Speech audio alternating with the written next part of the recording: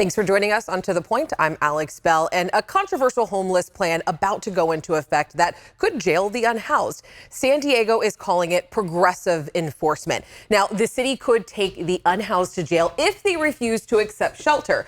Our Jeannie Nguyen has been talking to people behind the plan, and I mean, really trying to answer the question, is Sacramento next? Alex, San Diego officials spent 11 hours in a meeting about this plan, and they say they will always offer shelter first because they have enough space for people living on the streets. But here in Sacramento, people have different perspectives on what should be done. There's tents lined up everywhere you go. And that's the stuff that's got to stop. It's not only an issue in Sacramento. San Diego has a homeless crisis. As soon as this weekend, they'll start progressive enforcement that could land an unhoused person in jail. There will be 3 steps for enforcement. The first step will be an offer of a shelter bed and education of the ordinance. Step 2 will be an offer of a shelter bed and issuance of a misdemeanor citation.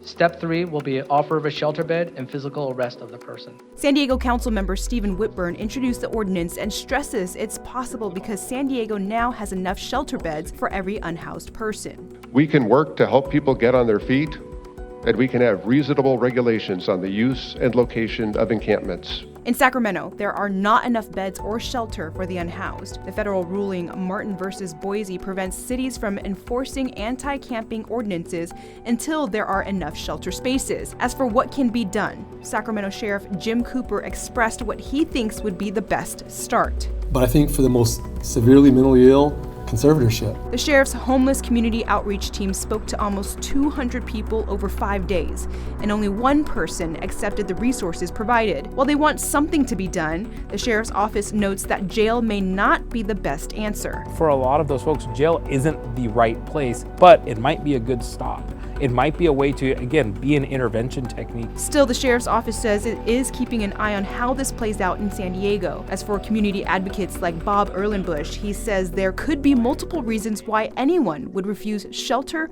or help. They could be extremely claustrophobic. They could not want to separate from their pets, not want to separate from a spouse or a partner. Yeah, and we hear that time and time again, especially in the field. I mean, pets and family are a really big reason why people don't want to go into shelter because they don't want to be separated. So how is San Diego handling that?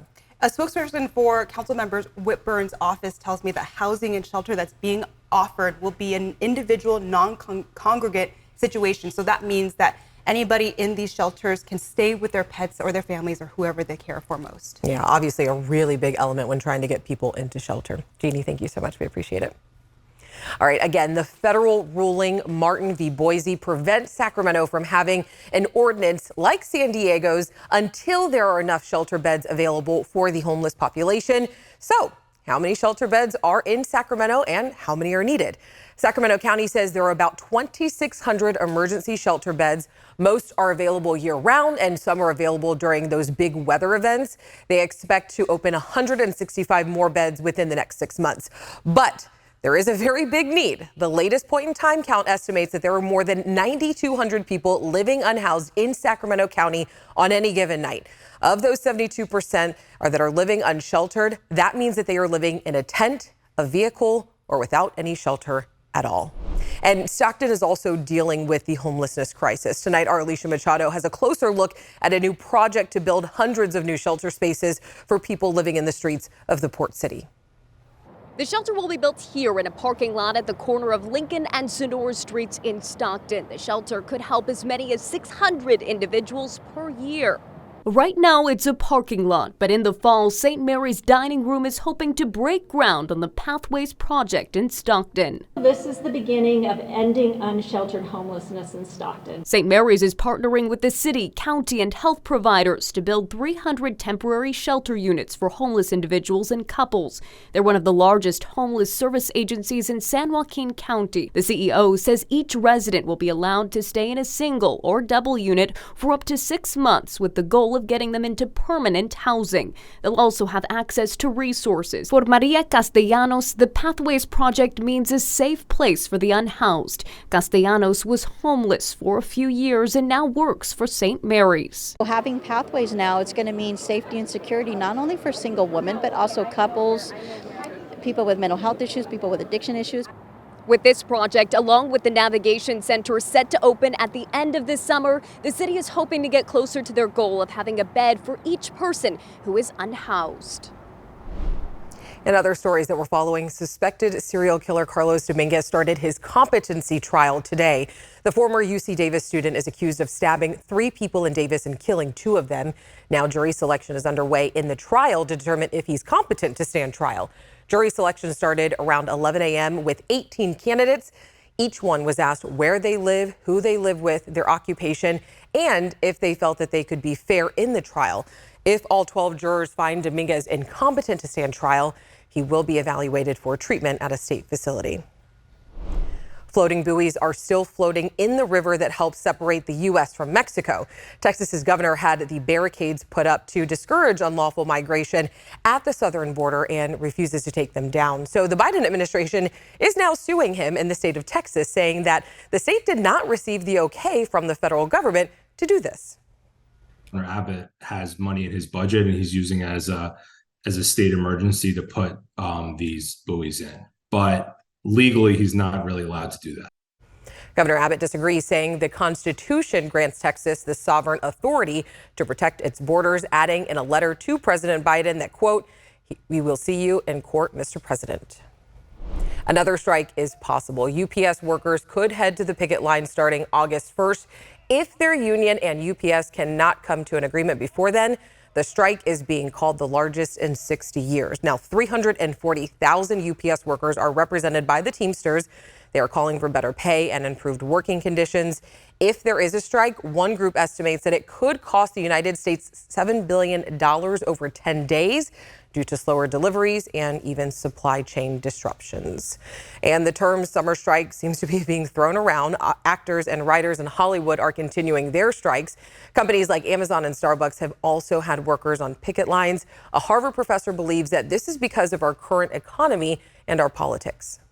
We are at a moment of an unusually tight labor market, a very resiliently tight labor market. And I think that sends a signal to workers that they have an unusual, certainly over the past few decades in this country, an unusual moment of leverage to exercise some power on behalf of what they see as getting a fair deal. Hollywood is still ground to a halt. A new estimate says the weekly cost of the Hollywood strike could top $150 million. Some believe it could end up costing the economy $4 billion when everything is said and done. Still ahead on To the Point. All right, well, in the weather forecast world, things are looking up. We've been really hot. We've had triple digits. Today, though, we made it to 96 downtown Sacramento. Right now, we're in the 90s. Tomorrow, one more hot day with highs in the upper 90s. But here's where the good news comes in. Low 90s by the end of the week, Alex. All right, Brendan, and speaking of all this hot weather, the hottest 3 weeks ever just recorded on Earth, the impact that the heat has had. And the ABC 10 weather team investigates, is California wasting its water? Starting tonight with our snowpack. It's bear season in Tahoe. A bear and 2 cubs just tried to jump in the back seat of this car, only to be scared off by 2 worried parents. The couple that shot this video tells us that this was their daughter's car. If you are headed to Tahoe, lock your doors and, of course, keep your food secure. I want to go ahead and bring in meteorologist Brendan. Brendan, always good to see you. And it is a great time to go to Tahoe right now with this heat. Yeah, absolutely. Tahoe's the place to be. Just like you said, keep that food locked up. That attracts the bears. Bears love to eat. They'll get there pretty quickly and they'll smell it. They've got a great sniffer. All right, let's talk some weather now. Current temperature is out there, 90 in Sacramento, 95 in Roseville, 87 in Elk Grove, 94 Stockton, 94 Modesto. These temperatures right now are about 5 degrees cooler than where we were 24 hours ago. Across much of Northern California, high pressure continues to scoot to the east. It is bringing in some of that moisture in the form of clouds. We're really not seeing much anymore in California. Yesterday, we had that cloud cover. Remember, it did feel kind of humid for a few hours in the afternoon. That's why it was bringing those clouds and that moisture with it overhead. Today, though, clear. Overnight will be clear as well. 63 in Sacramento. If you're getting up early tomorrow morning, 58 in Elk Grove, 61 Stockton, 64 in Modesto, 50s, 60s, and some low 70s in the foothills tomorrow morning.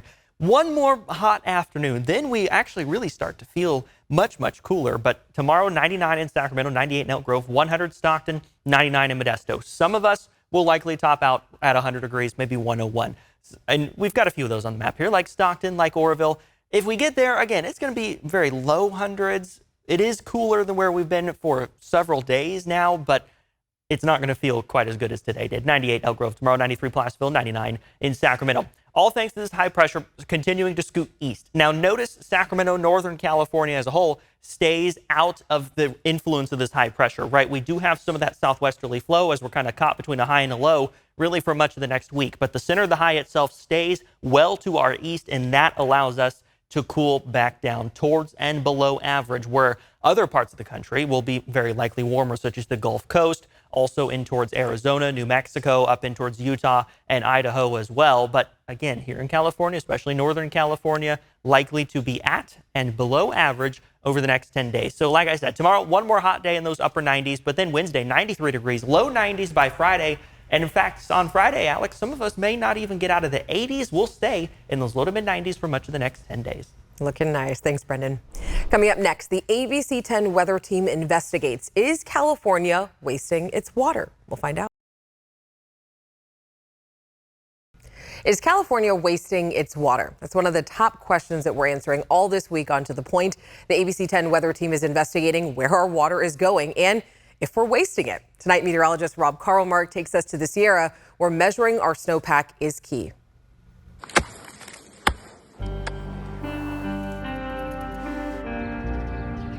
There's an old saying in mountain towns that there's nothing better than the first snow of the season. As a local, the vibe is always usually excited. You know, everybody's ready for the winter to come. It brings on skiing, it ushers in a new season, it brings on so many new things. And nothing more unwelcome than the last snow of the season. In previous winters, we'd have, some periods of sunshine. You get that kind of little break, that mental break, the physical break from shoveling. This winter seemed like it was different. It just never stopped. Like a distant relative coming to visit, this winter showed up early and stayed late. But family is family, and the love runs deep for local Jason Rolfe in South Lake Tahoe. He wanted to document the moment the snow pack turns into snow melt, as it seemingly breathes in and out. It is in fact bringing life to plants, animals, and people hundreds of miles down the hill. These manual measurements are just as important as all the other measurement methods that we have. Sean de Guzman works with the Department of Water Resources and might yield the most powerful, simple pole in California. He helps make manual measurements of the snowpack to help nail down how much water we actually have before we have it. First, the depth, then more importantly, the density, how much water is in that snow. And this tried and true method backs up the hundreds of automated sites in the state. Our snowpack is vital, providing at least 30% of our water in a year. This is the only in-person, boots on the ground, field verification where we can actually verify that.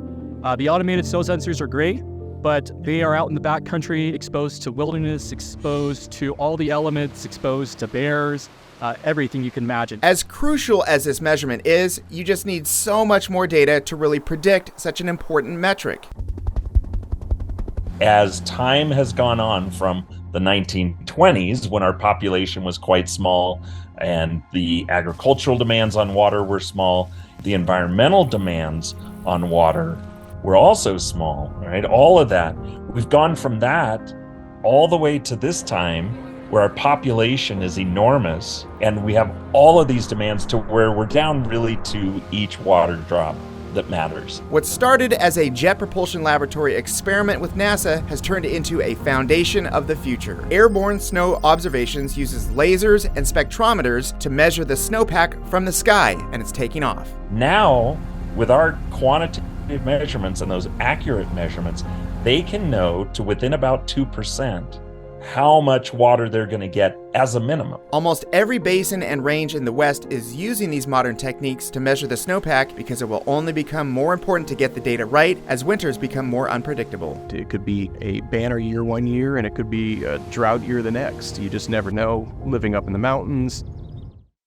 I want to go ahead and bring in our meteorologist, Rob Carlmark, because the main question that I have is we know how much water is going to be in the snow, but do we know how the snowpack is really going to change over the decades? This is a really difficult task to get after because year to year, we're discovering that it is changing wildly. Back in 2015, we had a record low snowpack. When they went out to do the snow survey, it was dirt. There was no snow. Then you go back to this last year and we had record amounts of snow. And that wasn't that long ago. with the years in between. It's melting earlier, it's melting faster, and year to year, dramatic changes. And that's likely to be the case in the future as we try and map this out going down the road. And this isn't the end of our conversation. Tomorrow, meteorologist Monica Woods will be joining us tomorrow for a deeper look at our state's above ground water storage. Are we asking too much from our reservoirs? That's coming up tomorrow at 6:30. Extreme weather changes are happening around the world. The last 3 weeks have been the hottest ever recorded on Earth. Dozens of people have died in the Southwest. Phoenix saw 24 consecutive days of 110 degrees or higher, and Texas just saw record power grid use.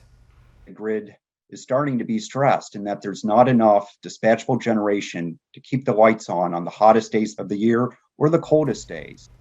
So far, California's energy grid is holding up. Big changes were made after last year's blackouts.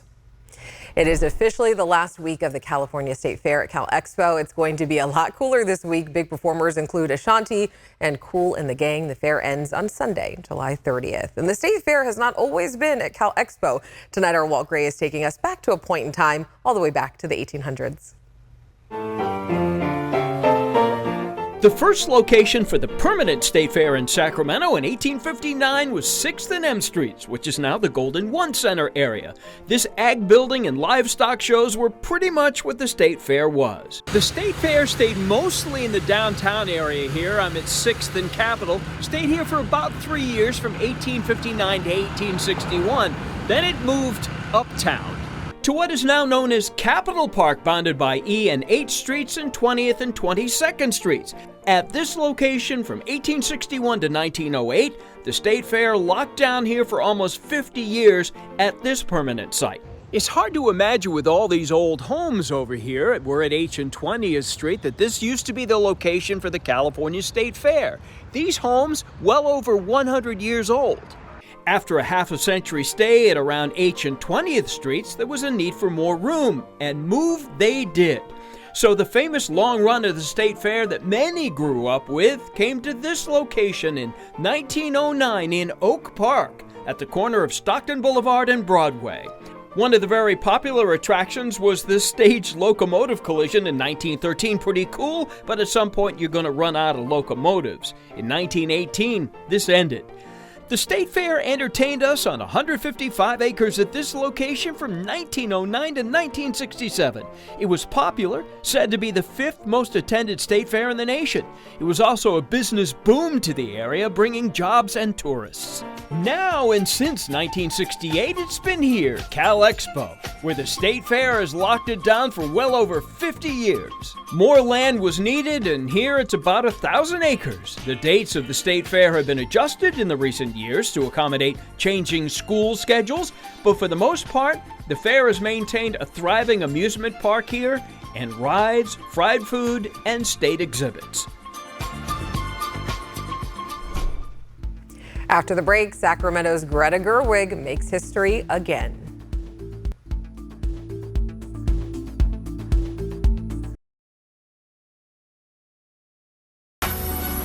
Can I come to your house tonight? Sure. I don't have anything big planned, just a giant blowout party with all the Barbies and planned choreography and a bespoke song. You should stop by. So cool. All right, did you see it? Barbie and Oppenheimer kept movie theaters crowded this weekend, and the box office saw a lot of pink. Barbie made more than $160 million in ticket sales opening weekend. That's the biggest box office revenue since 2019.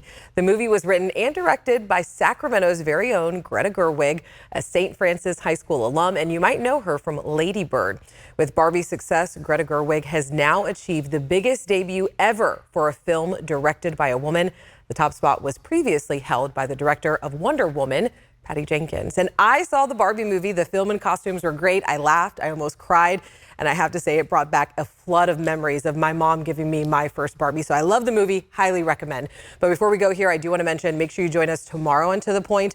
Our ABC 10 weather team investigation continues in water wasted. Meteorologist Monica Woods takes us to Folsom Dam, asking the question, are we asking too much of our reservoirs, and do we need more of them? Water Wasted airs all this week on To The Point at 6:30. As always, we love to hear what's going on in your community. Make sure you reach out to me. I'll see you tomorrow. Have a great night.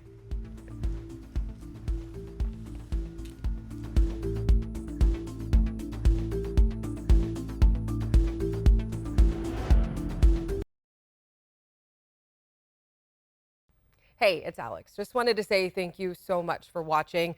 I really love hearing from everyone, and I hope that you'll stay in touch. Reach out to me on Facebook at AlexBellTV, or you can email me at tothepoint@abc10.com, or you can even send me a text message at 916-321-3310.